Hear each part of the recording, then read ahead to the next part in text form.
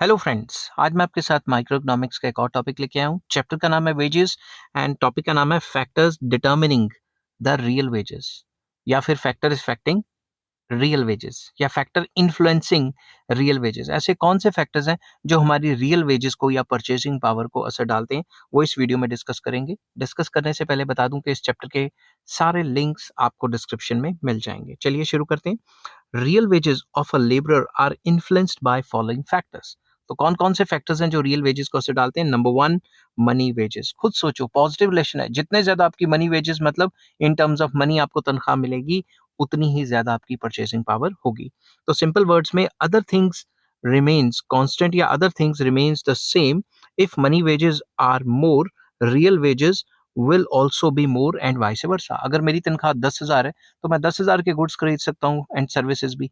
अगर 20,000 हो गई तो मैं 20,000 के गुड्स एंड सर्विसेज खरीद सकता हूँ। समझ की बात? देयर इज दस अ direct relationship between money wages and real wages. तो मनी वेजेस और रियल वेजेस में डायरेक्ट रिलेशनशिप है। जितनी मनी वेजेस मेरी ज्यादा होंगी, उतनी ही मेरी परचेसिंग पावर या रियल वेजेस ज्यादा होंगी।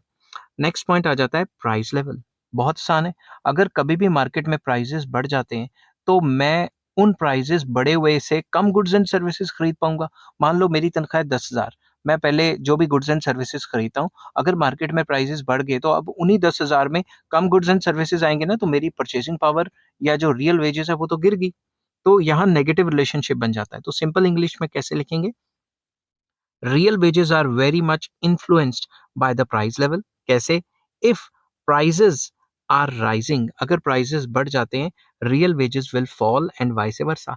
जब भी प्राइजेस बढ़ेंगे, तो उन बढ़े हुए प्राइजेस से हम कम गुड्स एंड सर्विसेज खरीद पाएंगे विद गिवन इनकम, तो हमारी परचेजिंग पावर गिर जाएगी। In other words, if money wages remains constant, अगर हमारी तनख्वाह कांस्टेंट है, पिछले महीने भी 10,000 थी फॉर एग्जांपल, इस महीने भी 10,000 है, there will be an inverse relationship between price level and real wages. अगर आपकी तनख्वाह सेम है, आजकल हो क्या रहा है, तनख्वाह बंदे की बढ़ नहीं रही है, प्राइजेस बढ़ते जा रहे हैं, तो परचेजिंग पावर कम होती जा रही है ना, जो सेविंग्स हैं वो भी खत्म होती जा रही है। समझ गए बात? तो नेक्स्ट पॉइंट पे आ जाते हैं हम। थर्ड पॉइंट आ जाता है सप्लीमेंट्री इनकम। ये भी काफी इंपॉर्टेंट पॉइंट है जो रियल वेजेस को असर डालता है।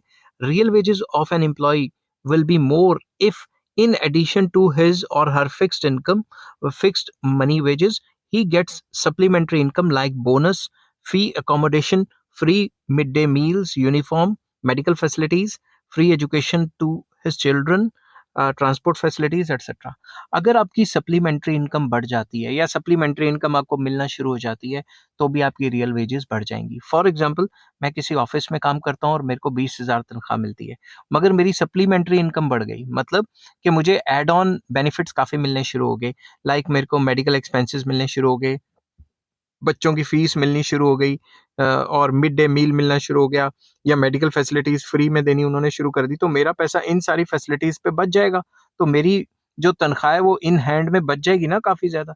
तो जब ज्यादा तनख्वाह बचेगी तो मैं ज्यादा गुड्स एंड सर्विसेज खरीद सकता हूँ। इस वजह से जब जब मुझे एड ऑन इनकम लग जाती है या सप्लीमेंट्री इनकम लग जाती है, वैसे वैसे मेरी परचेजिंग पावर या रियल वेजेस बढ़ जाती हैं। ठीक है। नेक्स्ट आ जाता है नेचर ऑफ एम्प्लॉयमेंट। ये भी काफी इंपॉर्टेंट फैक्टर है। Real wages of a labourer also depends on the nature of employment. कैसे? It means whether the laborer has a regular employment or casual employment. मतलब अगर regular employment है या casual employment है, इससे purchasing power बहुत ज्यादा असरदार होती है। कैसे? Real wages will be more if he has a regular employment and less if employment is casual. अब जिनकी गवर्नमेंट जॉब्स होती हैं, उनको तो तनख्वाह मिलनी मिलनी है, तो उनकी परचेजिंग पावर ज्यादा होती है, उनको हर महीने तनख्वाह आनी है। मगर जो प्राइवेट काम कर रहे हैं, कैजुअल वर्कर हैं, दिहाड़ीदार हैं, उनको कभी तनख्वाह मिलनी है, कभी नहीं मिलनी। तो उससे क्या होता है, उनकी जो परचेसिंग पावर होती है वो कम होती है, क्योंकि उनकी फिक्स्ड इनकम नहीं है। इसलिए तो पेरेंट्स सबके कहते हैं सरकारी नौकरी करो, सरकारी नौकरी। ठीक है ना। नेक्स्ट आ जाता है आवर्स ऑफ वर्क। कितने घंटे काम करते हो आप? अगर आप कम घंटे काम करके ज्यादा कमाई कर लेते हो, और जो बाकी बचे हुए घंटे हैं उनमें और काम कर सकते हैं, तो आपकी परचेसिंग पावर तो ऑब्वियसली बढ़ जाएगी ना। तो इसको किस तरीके से लिखा है मैं बताता हूँ। If a labourer gets the same amount of money wages as the other laborer by working for less number of hours, then the later, then his real wages will be more. अगर मैं मेरा friend है, वो भी 10 घंटे काम करके 10,000 कमा रहा है, एग्जांपल ले रहा हूँ, और मैं भी 10 घंटे करके 10,000 कमा रहा हूँ। मगर अब मुझे कोई ऐसी जॉब मिल गई जिसमें मैं 5 घंटे में ही 10,000 कमाने लग गया, तो वो जो बचे हुए 5 घंटे मैं उनको कहीं और इस्तेमाल करके और ज़्यादा कमाई कर सकता हूँ, जिससे मेरी परचेज़िंग पावर और ज़्यादा बढ़ जाएगी। It is so because in the saved hours of work, he can do some other work and this add to his total money wages. तो जो आवर्स उसने बचा लिए उसमें वो कोई और काम कर लेगा, उससे उसकी तनख्वाह और ज्यादा बढ़ जाएगी. This will enable him to buy more goods and services, जिससे उसकी परचेसिंग पावर या रियल वेजेस बढ़ जाएंगे. रियल वेजेस परचेसिंग पावर एक ही बात है, ठीक है. नेक्स्ट आ जाता है वर्किंग कंडीशंस. ये भी बहुत इंपॉर्टेंट फैक्टर है. Real wages are also influenced by the working conditions under which a labourer works. किस वर्किंग कंडीशन में लेबरर काम करता है उसके ऊपर भी डिपेंड करता है कि उसकी परचेसिंग पावर कैसे होगी. बहुत इंटरेस्टिंग है. Real wages of a labourer working in a clean and healthy environments will be more than one who works in dirty and unhealthy surroundings, even when the money wages of both are same. मान लो दो बंदे हैं, मैं और मेरा friend. जो मेरा friend है, मैं एग्जांपल दे रहा हूँ, मेरा जो फ्रेंड है वो अच्छी जगह पे काम करता है, क्लीन एंड मतलब नीट एंड क्लीन जगह है, हेल्दी एनवायरनमेंट में काम करता है. उसकी भी तनख्वाह 50,000 है. मगर मैं ऐसी जगह पे काम करता हूँ जहाँ पे नीट एंड हेल्दी एनवायरनमेंट नहीं है, मेरी भी तनख्वाह 50,000 है. मगर मेरे बीमार होने के चांस ज्यादा है और मेरा ज्यादातर पैसा बीमारी के ऊपर ही खर्च हो जाएगा. तो मैं तो कम गुड्स एंड सर्विसेज खरीद पाऊंगा ना बची हुई इनकम से, और वो बीमार पड़ेगा ही नहीं, तो उसकी परचेजिंग पावर ज्यादा रहेगी. समझ गए बात. It is so because the former will remain physically fit and will not not spend any amount on medicines etc. उसको तो इलाज चाहिए नहीं, उसका तो पैसा बच जाएगा. He will be able to spend more on the necessaries and comforts and thus keep himself healthy and efficient. तो उसकी परचेजिंग पावर ज्यादा रहेगी और वो ज्यादा गुड्स एंड सर्विसेज कंज्यूम कर सकेगा, जिससे वो और ज्यादा एफिशिएंट रहेगा. समझ गए बात. और मेरा बेड़ा गर्क हो जाएगा, क्योंकि मैं तो अनहेल्दी कंडीशंस में काम कर रहा हूँ, डर्टी कंडीशन में मेरे को बीमारियां लगने के ज्यादा चांसेस हैं. समझ गए बात. नेक्स्ट आ जाता है ट्रेड एक्सपेंसेस. ये भी बहुत इंटरेस्टिंग पॉइंट है. If a worker is bound to spend a part of his money wages on trade expenses, his real wages fall. अगर मैं कोई भी काम करता हूँ और वो मेरे काम करने के ऊपर ही मेरा खर्चा हो जाता है, तो मैं बचाता क्या होऊंगा. ठीक है ना. एक एग्जांपल देता हूँ, बहुत मशहूर एग्जांपल है. For example, a college lecturer and a bank accountant may be getting same money wages. मान लो एक कॉलेज लेक्चरर है और एक बैंक अकाउंटेंट है, दोनों की तनख्वाह सेम है. But a college lecturer is suppose to spend on on books of his or her subject, while a bank accountant need not incur any such expenditure. जो professor है, कहीं लेक्चरर लगा हुआ है, मान लो उसकी तनख्वाह और बैंक अकाउंटेंट की तनख्वाह सेम है. मैं एग्जांपल दे रहा हूँ सिर्फ, ठीक है. और जो कॉलेज लेक्चरर है उसको पढ़ाने के लिए बुक्स खरीदनी पड़ती हैं, कोई लेटेस्ट बात कह दी किसी प्राइम मिनिस्टर ने, उसके चक्कर में भी कोई लेटेस्ट मैगजीन्स वगैरह खरीदने पड़ेंगे. तो उसमें क्या है, उसका खर्चा क्या है, उसका खर्चा ज्यादा है. मगर जो बैंक अकाउंटेंट है उसका उस टाइप का कोई खर्चा है ही नहीं. तो फिर जब खर्चा ही नहीं हुआ उसका, तो उसके तो पैसे बच गए ना, उसकी परचेजिंग पावर बढ़ जाएगी. दस the real wages of the college lecturer will be less than that of accountant. अब कई बच्चे इसमें कॉन्ट्राडिक्ट करेंगे कि भाई टीचर्स को तो फ्री में बुक्स मिल जाती हैं, पब्लिशर फ्री में दे जाते हैं. मगर वो बहुत कम बुक्स होती हैं जो फ्री में मिलती हैं, जो हाई क्वालिटी बुक्स होती हैं वो खरीदनी ही पड़ती हैं. ठीक है.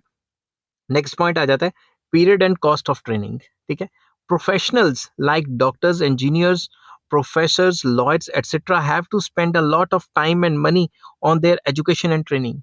तो जितने भी प्रोफेशनल बंदे हैं, ये सारे डॉक्टर, टीचर, लॉयर, प्रोफेसर वगैरह, इनको अपनी एजुकेशन एंड ट्रेनिंग के ऊपर बहुत ज्यादा पैसा खर्च करना पड़ता है. These expenses must be deducted from their money wages to further reduce their real income. For example, कोई डॉक्टर है, उसको एमबीबीएस कर ली, उसके बाद एमडी फर्दर पढ़ने के लिए और ज्यादा खर्चा करना पड़ेगा, तो उसकी परचेजिंग पावर कम होती रहेगी ना. कोई लॉयर है, उसको हाई डिग्री जो मास्टरी करनी है लॉ में, या डॉक्टरेट करनी है लॉ में, और ज्यादा स्किल्स अटेन करने के लिए उसको और ज्यादा पैसे खर्च करने पड़ेंगे. तो अगर कोई भी इंसान अपनी ट्रेनिंग पे खर्च कर देता है, तो उसकी जो परचेजिंग पावर है वो कम हो जाती है फिलहाल के लिए. मगर जब वो कल को कमाएगा उस ट्रेनिंग का फायदा उठा के, फिर तो बढ़ेगी. ठीक है ना. नेक्स्ट आ जाता है एम्प्लॉयमेंट ऑफ डिपेंडेंट्स. मान लो एक फैमिली है, ठीक है. जो फादर हैं वो कमाते हैं. जब वो फादर कमाते हैं तो उनकी एक लिमिटेड परचेजिंग पावर है. मगर अगर जो उनके बच्चे हैं वो भी कमाने लग गए, तो परचेजिंग पावर तो बढ़ जाएगी ना. Wards and dependents of those serving in army, इसमें अलग एग्जांपल दिया हुआ है. railways, banks, etc. gets preference at the time of employment in these departments.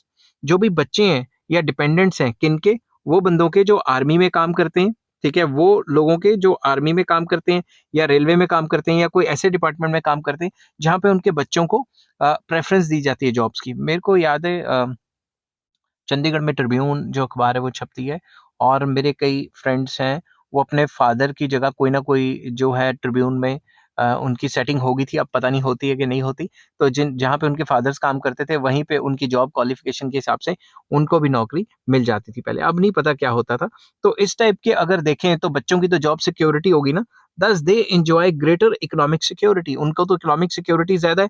They will thus able to get more goods and services and their real wages will also be more.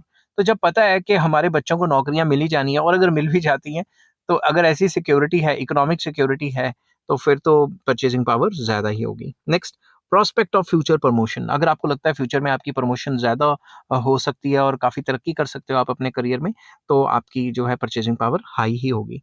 Money wages may be low initially in a particular job, but the prospect of future promotion may be bright. Such jobs have more real wages.